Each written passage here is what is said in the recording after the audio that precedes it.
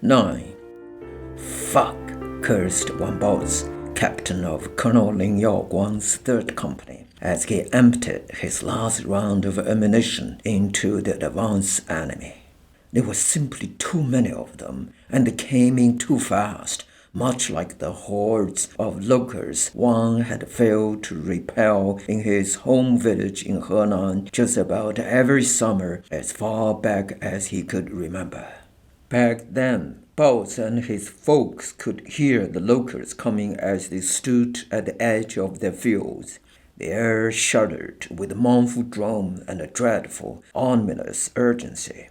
Unconcerned, Baozi turned to pee one more time. But before the first drop hits the dry, powdery earth, the locusts are already here, thunders clouding out the sky, turning the world into a rasping blur of dirty yellow, and diving headlong into the thick patches of beautiful brown wheat awaiting the harvest. Those bugs, completely oblivious to Baozi and everyone else, beating and crashing on drums, gongs, pots, and pans.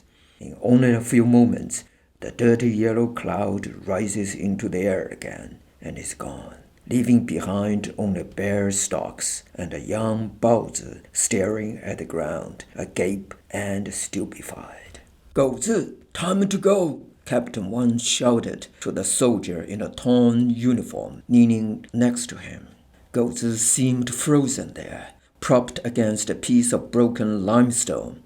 His right index finger rested on the trigger of his rifle. Wang saw something wet, dark, and shining on his left temple, matted by a lock of thick black hair.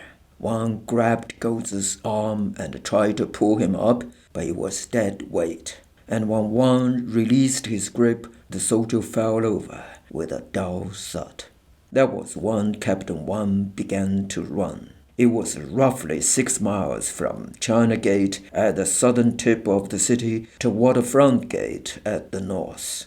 For Wang, it was a trip through hell, through fallen walls, abandoned weapons, uniforms, and bodies. Mortally wounded soldiers in the throes of death, fleeing soldiers shedding their uniforms and ransacking abandoned homes for plainclothes. As he neared the Waterfront Gate, Wang spotted another officer limping alongside. "Where were you positioned?" Wang asked. "Heavenly Peace Gate," came the breathless reply in a heavy Shandong accent. "Didn't you hear General Tang's retreat order?" "Shit, when was that?" "The retreat was supposed to happen between 9 and 10, but some units got wind of it early, and others, like us, never heard from anybody and just kept on fighting." By the time he reached Waterfront Gate, Captain Wang saw the remnants of the sandbagged barricades, piles of abandoned artillery, machine guns, rifles, overturned trucks, buses, cars, horse-drawn wagons, and charred bodies of both soldiers and civilians. The gate was the last way out, but all that lay outside was the Yangtze River. The miserable procession of humanity pouring through the gate encountered only the muddy banks of despair along the Yangtze River. Abandoned tanks half-driven into the water, trucks, weapons, bags, trunks, bedding, and the detritus of human existence lay scattered along the riverbank as capsized boats, doors, timber, and dead bodies whirled along toward the sea. Now enveloped in the cold of a dark morning of a new day, Captain Wang and thousands of others were still stranded at the riverbank. There was nowhere to go. They were huddling together, shivering and waiting.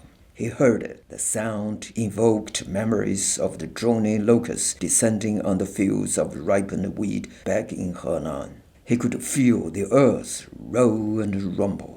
A minute later, he saw the first tank, followed by a second, and then a third, tumbling toward them. Swarms of Japanese soldiers followed. Machine guns were set up on the embankment.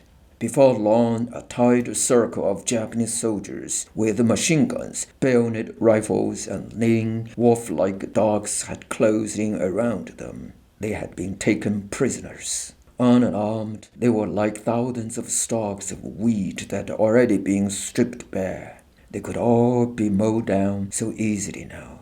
Would it have been better to stay and die at China Gate, fighting to the end? But Wang's desire for self-preservation was too strong. He even pictured himself as a coward running away from his position, limping through the miles of death and destruction strewn all around him. For what? So he could live a few hours longer? Wang hung his head, gasped for breath. Across a veritable sea of heads, Wang noticed a Japanese commander on horseback barking commands to his subordinates. Wang was too far away to see the commander's face clearly, but could tell that he had a long beard. An interpreter, who seemed to be Chinese, called out in a loud, squeaky voice, "Surrender! If you surrender, we won't kill you!" Following the example of everybody around him, Wang turned his torn cap backward. There was no use doing anything rational. "You have all been liberated," came the voice of the interpreter. "And to show you the kindness, the glory of the Emperor of Japan, we're going to release you. You can go straight home and be peasants again." The prisoners were told to make feeble little white flags out of whatever cloth they could find and form a column of 5 or 6 deep, march north along the riverfront. "I guess I won't die today after all," one thought as the head of the long column at last began to move. A wave of both shame and relief hit him. By the time the people immediately around him turned to merge into the column, one could see a long, blurry line of prisoners zigzagging ahead between the water on the left and the embankment on the right. The figures were silhouetted against the pinkish northeasterly sky, a subdued dragon moving ahead in deep, mute humiliation. The Yangtze River was just a few meters away from him. He could feel the great river's deep breathing, its troubled, foamy waves splashing an icy mist on his numb face. Where would he go after all this was over? Looking for Colonel Ling and his former units? Where would they be now? How many of the troops had actually survived? What about returning to his home in Henan to take care of his old folks and to plow the few acres of wheat fields again? Perhaps he should get married, have a bunch of kids, and live a quiet, ordinary life. That would make his folks brim with happiness. The prospect of leaving the world without having seen their grandkids had worried them for so long. Yeah, he should have married Cui. That was the girl he would have loved to marry and would have begged his folks to ask a matchmaker to go and make the arrangements. But he had joined the Northern Expedition Army to fight the warlords. He didn't want to marry her one night and leave her the next morning. What if he got killed on the battlefield? If Cui was still alive today, she would be the mother of several kids by now. A quiet, ordinary life. That would be nice. But what if the Japs followed him to his home in the hinterland province? Wasn't it their ambition to take over the whole of China? Where else could he go then? He would have to take up a gun again. What other choice would he have? No one could live a quiet, ordinary life now. One suddenly saw shapes moving behind the embankment. Others must have noticed too.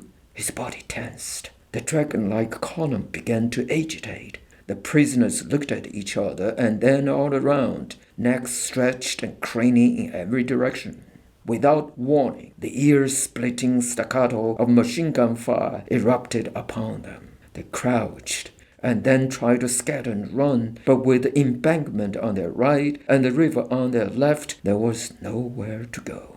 They ran in circles. The bullets rained down on them in an unabated fury like locusts devouring a crop field. Dirt and sand were kicked into the air. Mad, desperate screams as bodies crumbled. Flashes of blood and torn flesh exploded into the air amid the chaos. One broke into a run, but he had not gotten more than a few steps when something hard and piercing tore into his side. He felt he could keep going, but suddenly he fell to the ground. Fuck, fuck, he cursed and dropped to his knees. People stumbled, falling on top of him. He was knocked over now, his legs crushed by bodies piling all around. He lay on his back, immobile. The machine guns had stopped. He tried in vain to free himself, but he had no strength. He could hear the desperate cries and the agonizing groans of those others around him who still lived. Fuck you! Fuck you! Fuck you! A single rifle shot rang out, then another, and another. He tried to turn his head. The air was eerily quiet.